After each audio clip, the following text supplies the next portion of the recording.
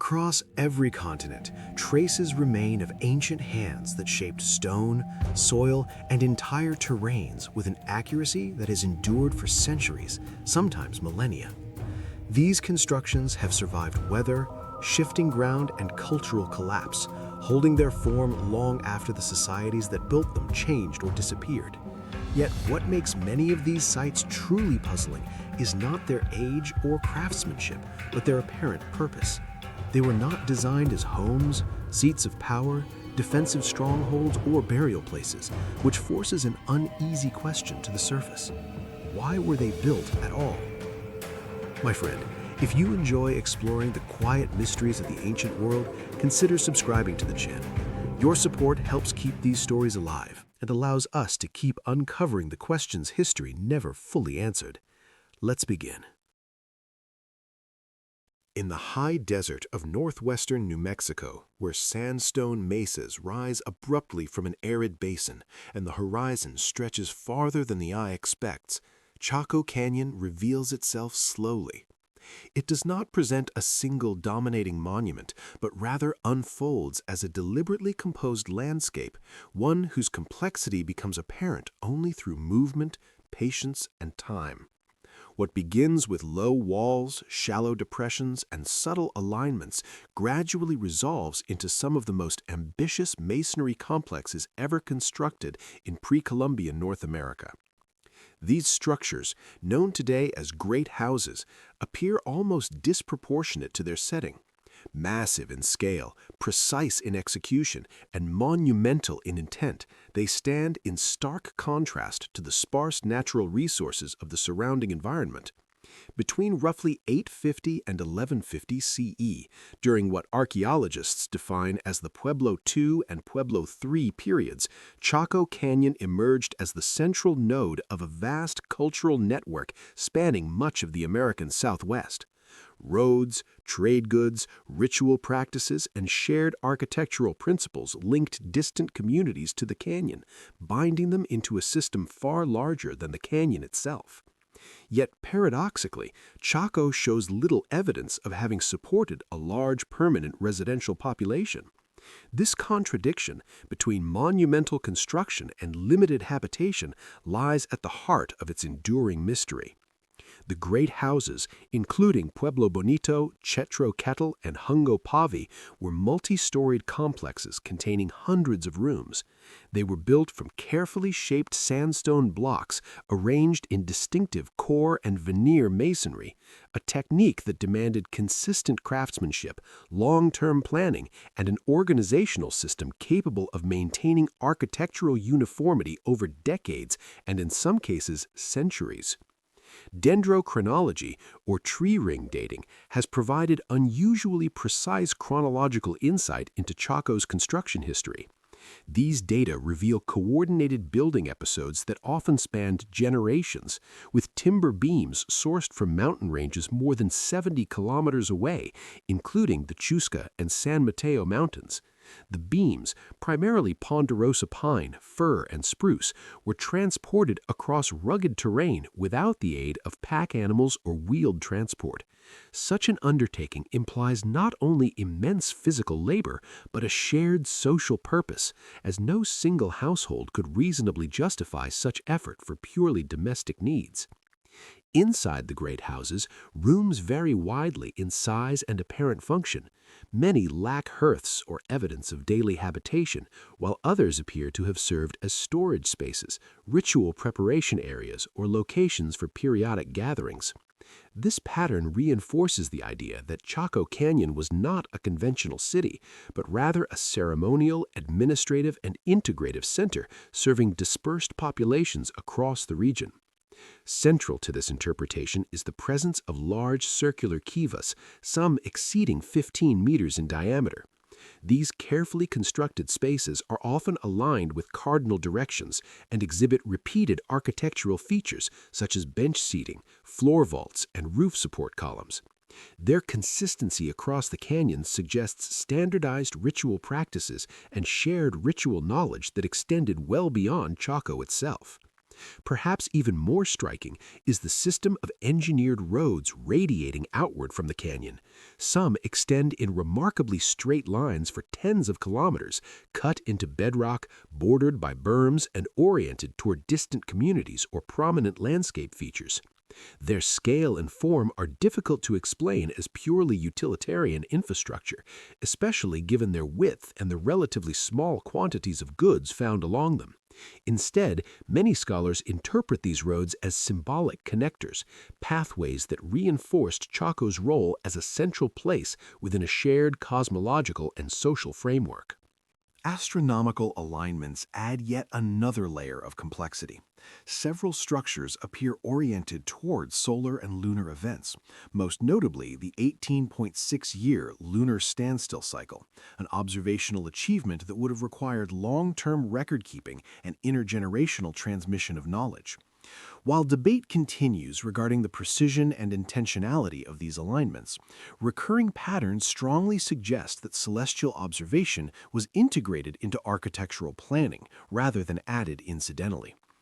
Despite this sophistication, the environmental context of Chaco Canyon remains a persistent puzzle. The region receives limited rainfall, lacks reliable surface water, and shows archaeological evidence of deforestation and soil depletion during its peak use. How large-scale construction projects and periodic ceremonial gatherings were sustained under such conditions remains a subject of debate.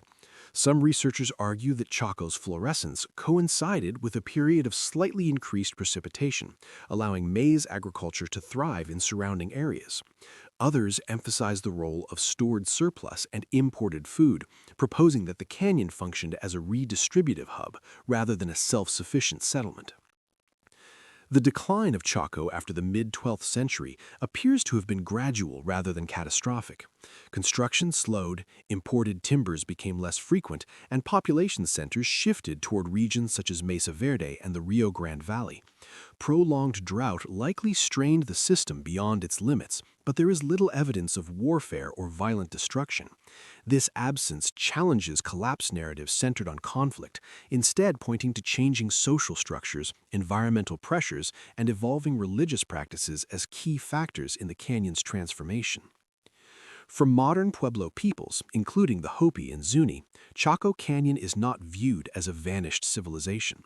Oral traditions describe ancestral migrations through the canyon, framing it as a formative stage in an ongoing cultural journey rather than a terminal endpoint. This perspective complicates purely archaeological interpretations by emphasizing continuity over disappearance, memory over ruin. Despite decades of excavation, survey, and analysis, Chaco Canyon resists simple classification. It functions simultaneously as ceremonial center, administrative hub, astronomical observatory, and symbolic landscape without fitting neatly into any single category. Each new dataset, whether derived from tree ring analysis, remote sensing, or landscape archaeology, sharpens the image while opening new questions about authority, cooperation, and motivation in a society that achieved remarkable coordination without clear evidence of centralized coercive power. Today, in the quiet of the canyon, where wind moves through the ruins and shadows trace the outlines of once active plazas, the scale of what was accomplished remains unmistakable, not as a mystery grounded in impossibility, but as a reminder of how much can be achieved through shared belief, long-term vision, and collective effort, even in environments that appear, at first glance, profoundly limiting. Chaco Canyon endures in this space between explanation and wonder, its great houses standing not as puzzles to be solved once and for all, but as enduring invitations to look more closely at how ancient societies organized meaning, labor, and space across generations. High above the modern city of Cusco, where the air grows thin and the Andes rise and fold into long, deliberate ridges, the monumental stone walls of Sacsayhuamán extend across the hillside with a presence that feels both commanding and restrained. They do not announce themselves with ornament or inscription. Instead, they impose meaning through scale, geometry, and silence. From a distance, the site appears almost geological. Its massive zigzagging walls seem less constructed than persuaded into existence, as though the mountain itself had been coaxed into a new order rather than quarried and rebuilt. The lines feel intentional yet elusive, shaped not simply to dominate the landscape, but to engage with it, to echo the contours of the hills, the fractures of the rock, and the rhythms of the surrounding terrain. As one approaches, this illusion of naturalness dissolves. The sheer scale becomes unavoidable. Individual stones, some weighing tens and others well over 100 tons, are fitted together with astonishing precision. Their joints are so exact that even in a region defined by powerful earthquakes, centuries of seismic activity have failed to dislodge them. The absence of mortar only sharpens the impression that this precision was not accidental, but fundamental to the structure's design. Archaeological consensus places Sacsayhuamán firmly within the period of Inca imperial expansion during the 15th century, most likely initiated under the reign of Pachacuti Inca Yupanqui and continued by his successors. Spanish-era chroniclers describe the complex as both a ceremonial center and a fortress overlooking Cusco, the symbolic and administrative heart of the Inca world. According to Inca cosmology, Cusco itself was conceived as the body of a puma, with Sacsayhuamán forming its head, a convergence of geography, myth, and political authority that defined Inca statecraft. Excavations across the site have revealed terraces, open plazas, and the foundations of towers, indicating spaces designed for large gatherings, ritual processions, and possibly military organization. Yet despite these features, it is the walls that continue to command the greatest attention. Constructed from massive limestone blocks cut into irregular polygonal forms, they interlock without mortar in a technique found throughout the Andes, but nowhere else executed with such scale, density, or refinement. The surfaces of the stones reveal subtle curves, recessed angles, and carefully placed protrusions. These features allow each block to distribute weight evenly, creating a structural resilience that modern engineers still study with admiration.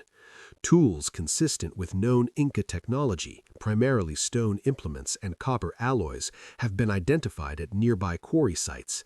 Yet the precise methods by which these enormous stones were extracted, transported uphill, shaped, and fitted together remain only partially understood. Much of what is proposed today comes from experimental archaeology and informed reconstruction rather than direct evidence. Some stones show signs of abrasion rather than sharp chisel marks, suggesting prolonged grinding against harder stones. Others appear to follow natural fracture lines within the limestone, implying a sophisticated understanding of the material's internal structure and weaknesses. These observations point to patience, skill, and intimate familiarity with stone rather than brute force alone. Still, such explanations sit uneasily beside the sheer labor implied by the construction. The Inca had no wheeled transport, no iron tools, and no draft animals capable of hauling extreme loads. Spanish chroniclers arriving shortly after the Inca Civil War and the subsequent conquest described Sacsayhuamán as unfinished, noting towers that no longer exist and recounting stories of immense labor forces mobilized through the Mita system.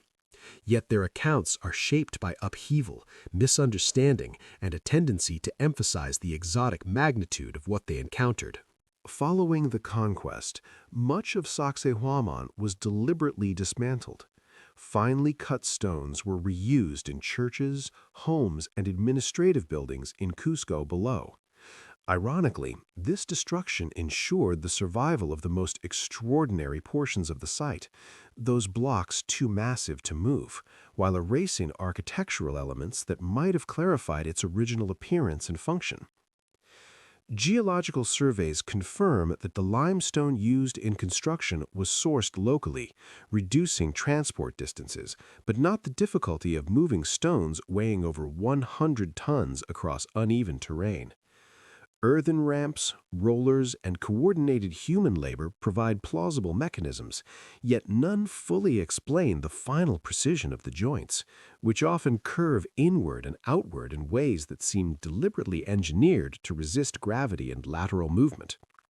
Scholars continue to debate whether Sacsayhuamán was primarily defensive, ceremonial, or symbolic.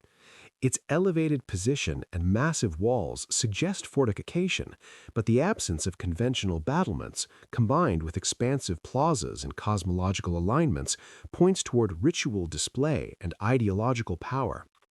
In the Inca world, political authority, military strength, and sacred order were inseparable, and Sacsayhuamán may have embodied all three simultaneously.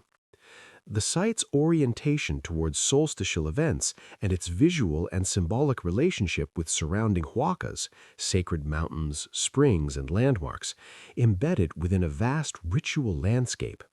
Sacsayhuamán was not an isolated monument, but a node within a living system that linked terrain, water, celestial cycles, and imperial authority into a coherent worldview.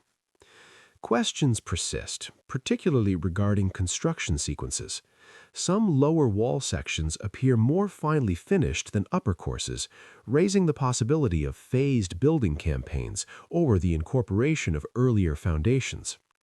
While no definitive evidence of pre-Inca occupation beneath the main structures has been confirmed, the variability in masonry styles invites continued scrutiny, especially given the Inca practice of monumentalizing pre-existing sacred sites. Radiocarbon dating, stratigraphic analysis, and toolmark studies generally support a late horizon construction, yet the site resists a single definitive narrative. Modern reconstructions and digital models attempt to restore the lost towers and terraces, offering insights into ceremonial movement and sightlines, but these remain interpretive, constrained by incomplete data and irreversible colonial loss. What endures today is a powerful fragment, walls that feel both complete and incomplete, complete in their endurance, incomplete in the stories they can still tell. They stand as evidence of extraordinary coordination, material intelligence, and architectural vision, while also reminding us of the limits of archaeological certainty. Sacsayhuamán does not endure because it defies explanation, but because every plausible explanation reveals further layers of intention, labor, and meaning.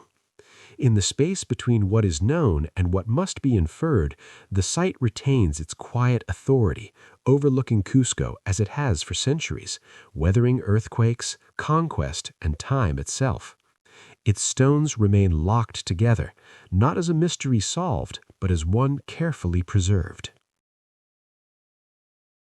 On the western edge of the Nile Valley, where cultivated fields gradually yield to desert sand and the river's presence fades into stillness, the Temple of Abydos occupies a place unlike any other in Egypt's sacred geography.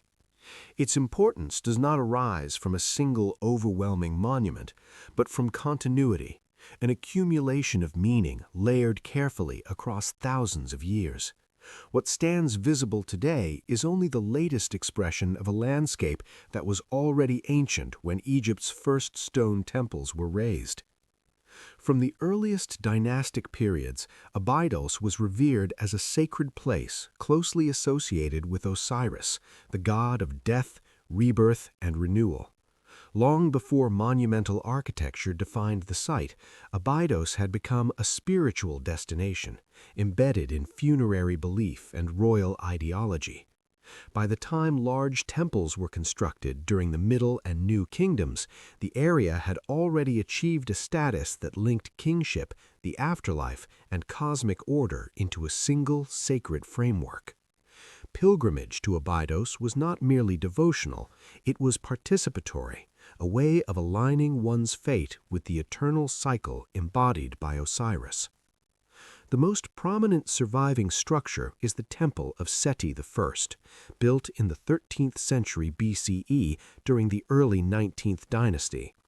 At first glance, the temple appears restrained when compared to the vast and theatrical complexes of Karnak or Luxor.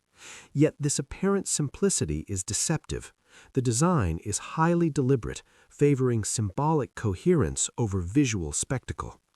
Axial halls, carefully proportioned spaces, and an unusual L-shaped plan guide movement inward, subtly redirecting attention away from the exterior world and toward ritual focus and reflection. Constructed primarily from fine limestone with sandstone elements, the temple preserves some of the most exquisite relief carving of the New Kingdom. The scenes are remarkable for their depth, clarity, and balance, and for the fact that they were largely spared later recarving. Ritual offerings, divine processions, and acts of royal devotion unfold with controlled precision, reflecting Seti I's conscious effort to associate his reign with Egypt's most ancient religious traditions rather than innovation or personal glorification. Central to this program is the Abydos king list, carved along a gallery wall.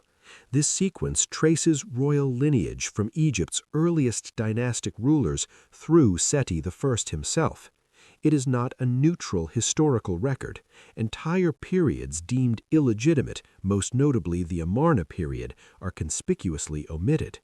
What remains is a curated vision of uninterrupted continuity, reinforcing the idea that rightful kingship flowed seamlessly through time. In this space, history was not simply recorded, it was shaped to reaffirm cosmic balance and political legitimacy. This principle of selective memory resonates throughout Abydos. Beyond Seti's temple lies the Osirion, a massive subterranean structure traditionally associated with his reign, but architecturally distinct from the temple above. Built from enormous granite blocks arranged around a central island encircled by a water-filled trench, the Osirion evokes the primeval waters of creation and the mythic realm of the underworld. Its power lies not in ornament, but in scale, weight, and elemental symbolism. The construction techniques of the Osirion differ sharply from the refined limestone reliefs of Seti's temple. Here, the masonry is cyclopean, the forms simplified, and the atmosphere deliberately archaic. Many scholars interpret this contrast as intentional, a conscious evocation of deep antiquity meant to root the cult of Osiris in primordial time. Geological studies indicate that groundwater naturally accumulates within the structure, a feature that may have been deliberately incorporated, transforming the Osirion into a literal embodiment of rebirth rather than a purely symbolic one. The labor required to excavate and assemble such a structure beneath an already sacred precinct is striking, especially given its limited practical function outside ritual performance. Its presence underscores the extent to which meaning rather than utility guided architectural investment at Abydos. Archaeological exploration across the site has revealed temples, chapels, and tombs spanning from the early dynastic period through the Greco-Roman era. Most significant are the royal tombs of Egypt's first kings, located at el-Ka'ab, reinforcing Abydos's role as a bridge between Egypt's political origins and its later theological complexity. Later constructions were often built deliberately atop or beside earlier sacred features, preserving memory through spatial layering rather than replacement. Astronomical orientations have been identified within certain processional routes, particularly those aligned toward the desert and the rising sun. These alignments appear integrated into ritual movement rather than serving as precise observational instruments. They reflect a worldview in which cosmic order was enacted through procession, repetition, and offering, through embodied practice rather than measurement alone. Despite its immense religious significance, Abydos was never a political capital or major population center. This raises persistent questions about the resources devoted to its maintenance and expansion, especially during periods when Egypt's power extended across vast territories. Pilgrimage inscriptions attest that officials and commoners alike traveled long distances to participate in festivals reenacting the death and resurrection of Osiris, ceremonies that bound personal destiny to cosmic renewal. Yet the logistics of accommodating such gatherings remain only partially understood, as permanent residential infrastructure appears limited. The temple reliefs also reveal subtle theological shifts. Osiris occupies a central position alongside Amun and Ra-Horakhti, reflecting the new kingdom's tendency to weave local cults into a unified, state-supported cosmology. Later rulers, including Ramesses II, added chapels and inscriptions, not to eclipse Seti's temple, but to anchor themselves within its established sanctity. Abydos derived authority not from novelty, but from age, from its reputation as a place where beginnings were remembered and continually renewed. Even in decline, Abydos retained ritual significance. Its ruins continued to attract veneration well into the Greco-Roman period, a testament to the durability of its symbolic framework. Modern archaeology has clarified much about the site's chronology, construction, and religious role. Yet Abydos resists reduction to a single explanatory model. Its power does not lie in technological anomaly or architectural excess, but in the deliberate accumulation of meaning across time. Stone, myth, and memory were repeatedly aligned to reaffirm Egypt's understanding of order, death, and renewal. Standing among the ruins today, where carved reliefs catch the shifting light and desert winds move through silent courtyards, Abydos does not present itself as a puzzle demanding resolution. Instead, it reads like a layered record of belief sustained with extraordinary consistency, a sacred landscape less like a monument to one era and more like a long, unbroken sentence written patiently in stone. High in the Bighorn Mountains of northern Wyoming, where alpine winds sweep freely across exposed stone and the horizon opens into long, measured distances, the Bighorn Medicine Wheel occupies a limestone ridge just under 3,000 meters above sea level. Nothing about it seeks to dominate the landscape. There are no towering walls, no carved reliefs, no vertical assertion of power. Instead, the site communicates through restraint, through stones placed with care to define space, direction, and relationship rather than mass or height. Seen from above, the structure resolves into a circular form approximately 25 meters in diameter. At its center lies a stone cairn from which 28 radiating spokes extend outward to a surrounding ring of stones. Each spoke is composed of modest, unshaped rocks, unremarkable in isolation. Their significance emerges only through collective order, an order that becomes clearer the longer one remains within the circle, attentive to how the parts relate to one another and to the wider landscape.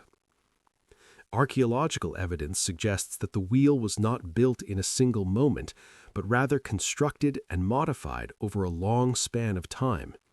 Initial activity may date as early as 1200 CE, with continued use extending into the historic period.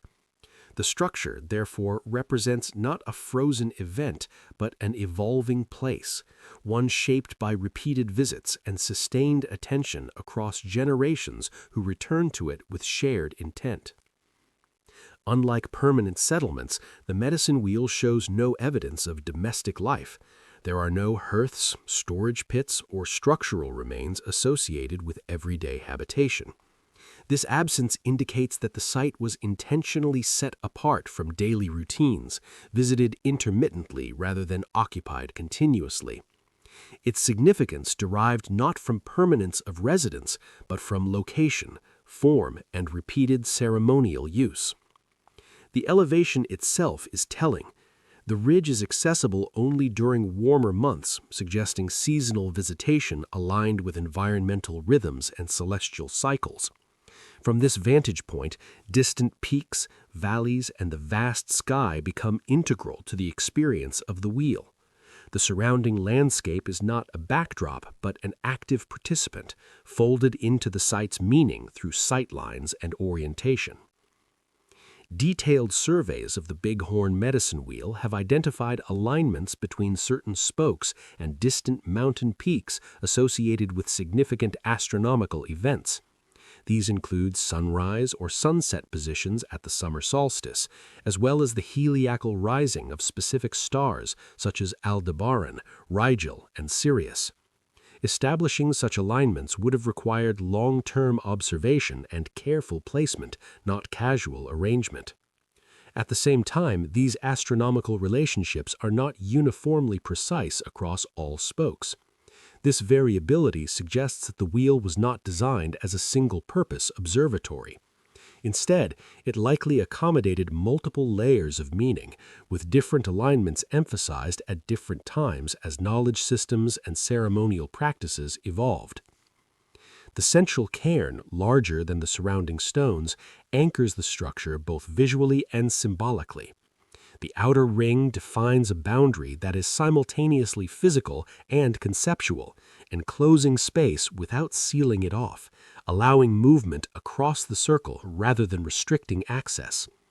Smaller cairns positioned along the perimeter mark points where spokes terminate, possibly serving as places of pause, observation, or ritual action where bodily presence aligned with distant landmarks and the sky above. Excavations at the site have been intentionally limited, reflecting both preservation priorities and respect for its continuing cultural significance. Surface analysis, however, reveals deliberate selection and placement of stones, emphasizing stability and visibility rather than monumentality. There is no evidence of quarrying or long-distance stone transport. Builders worked with locally available materials, reinforcing the impression that meaning was generated through arrangement and relationship, not through transformation of the landscape. Ethnographic accounts from Crow, Cheyenne, Arapaho, Blackfoot, and other Plains peoples describe stone circles and elevated locations as places for vision quests, fasting, healing ceremonies, and communal prayer. While no single tradition can be definitively linked to the Bighorn Medicine Wheel, these accounts provide cultural context for understanding its likely role as a space where personal experience intersected with collective cosmology. Such practices emphasize process over permanence, experience over inscription.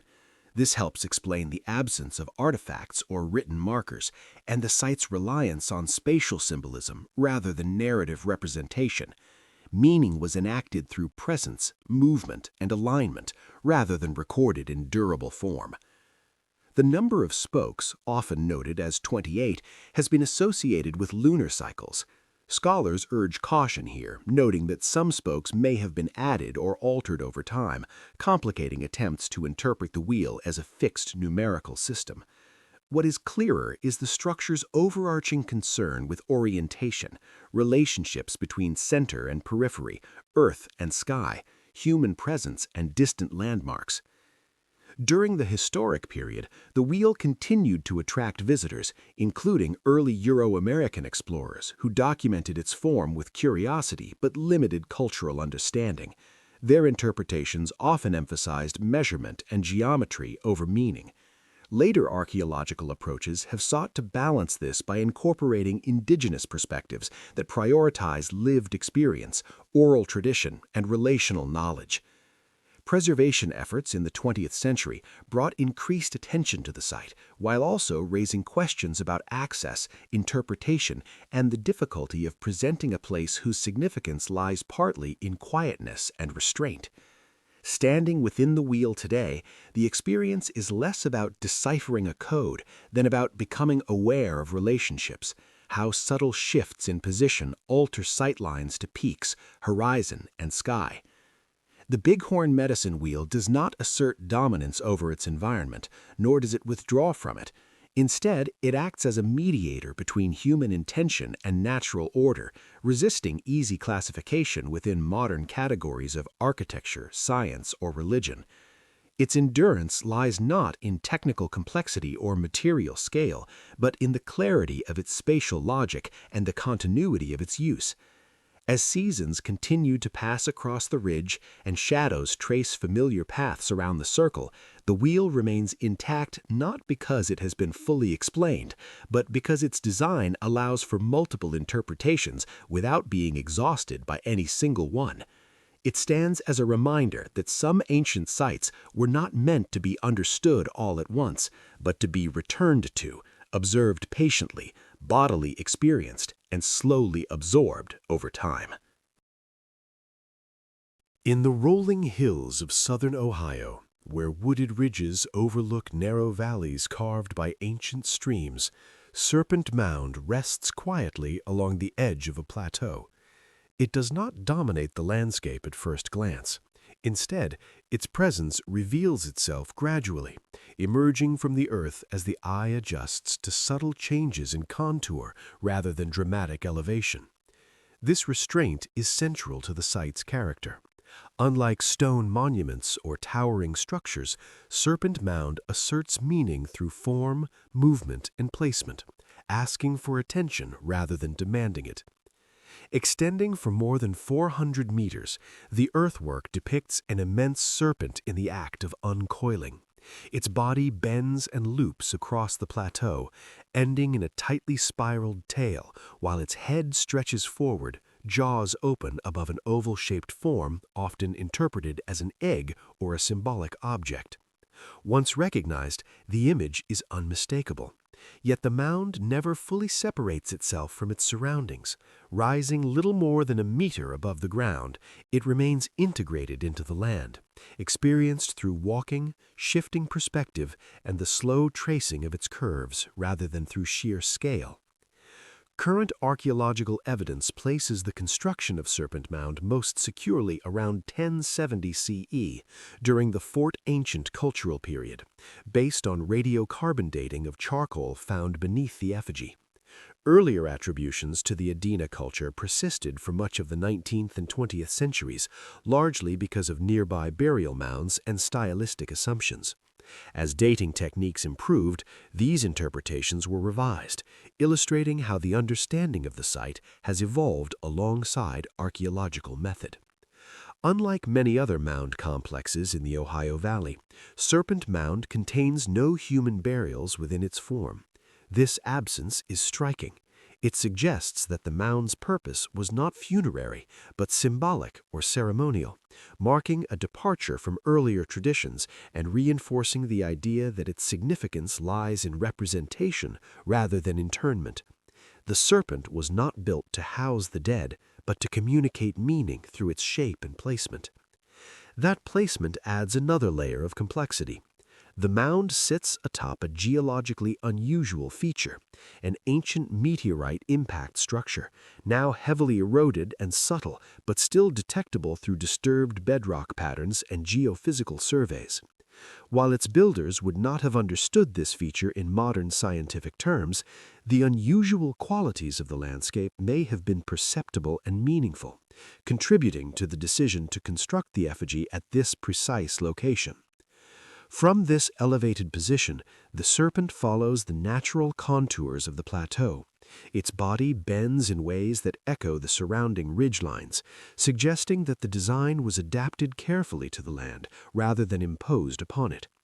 Creating such a form would have required sustained planning, repeated adjustment, and a shared mental image maintained throughout construction. Soil analysis indicates deliberate layering, with alternating types of earth selected for stability, reflecting technical knowledge consistent with other large-scale earthworks in the region. The labor involved would have been substantial, requiring coordinated effort over an extended period, yet there is no clear evidence of a permanent settlement immediately adjacent to the mound. This suggests that construction was carried out by communities who gathered periodically, united by shared purpose rather than centralized authority. Astronomical alignments have long been proposed as part of the mound's significance. The orientation of the serpent's head corresponds closely with the setting sun on the summer solstice, and additional alignments with lunar standstills and equinoxes have been suggested. Scholars caution, however, that such interpretations must account for changes in vegetation, erosion, and the inherent challenges of measuring alignments in an earthwork whose form is organic rather than rigidly linear. Still, the repeated association of serpents with celestial cycles in indigenous cosmologies across North America lends cultural context to these observations. In many Native American traditions, serpents symbolize fertility, water, transformation, and the boundary between worlds. They often appear as horned or feathered beings inhabiting liminal spaces, river confluences, thresholds between earth and sky, or points of transition within the landscape. While it is not possible to assign a specific myth to the builders of Serpent Mound, the persistence of serpent imagery across cultures suggests a shared symbolic language rather than an isolated artistic choice. Excavations conducted in the late 19th and 20th centuries uncovered few artifacts directly associated with the mound's construction. This scarcity limits insight into the daily lives or social hierarchy of its builders, but it may also reflect the site's function as a place of gathering rather than habitation, a location visited periodically for ceremonies tied to seasonal change or cosmological events. The broader region contains numerous earthworks, enclosures, and village sites, indicating a densely inhabited cultural landscape in which Serpent Mound served as a focal point rather than a solitary creation. Over time, erosion, tree growth, and human intervention have altered the mound's profile, prompting restoration efforts that complicate attempts to reconstruct its original appearance. Early surveys and drawings remain invaluable for understanding its intended form. Despite these changes, the effigy's overall coherence endures. Its curves remain deliberate, its proportions balanced, reinforcing the conclusion that it was the result of intentional design rather than gradual accumulation. Modern interpretations have sometimes drifted toward speculation, drawn by the mound's evocative form and lack of explicit explanation. More recent scholarship, however, has emphasized cultural context, comparative analysis, and restraint. The power of Serpent Mound lies not in mystery for its own sake, but in its ability to condense complex ideas about time, transformation, and place into a single enduring gesture shaped directly into the land. For contemporary indigenous communities, the mound represents ancestral knowledge and spiritual depth, a testament to sophisticated relationships with landscape and cosmology that long predate written records. Efforts to preserve and interpret the site increasingly recognize these perspectives alongside archaeological evidence, acknowledging that meaning does not reside solely in excavation results. Standing at the edge of the plateau today, where the serpent's head overlooks the valley below, the earthwork neither declares its meaning nor withholds it entirely. It occupies a space between expression and silence, where form invites contemplation rather than resolution. Serpent Mound endures as a reminder that monumentality does not require stone or height to achieve permanence, and that some of humanity's most lasting statements are those shaped patiently into the earth, carrying questions forward not because answers are unattainable, but because the monument was never meant to close them.